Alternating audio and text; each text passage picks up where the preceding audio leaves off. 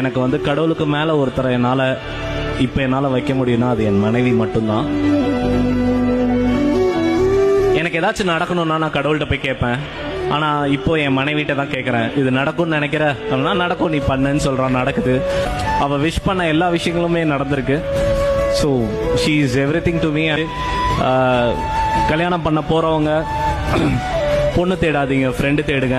கல்யாணம் பண்ணிக்கிட்டவங்க மனைவியை தேடாதீங்க, மனைவி கிட்ட உங்க ஃப்ரெண்ட்ஷிப்பை தேடுங்க.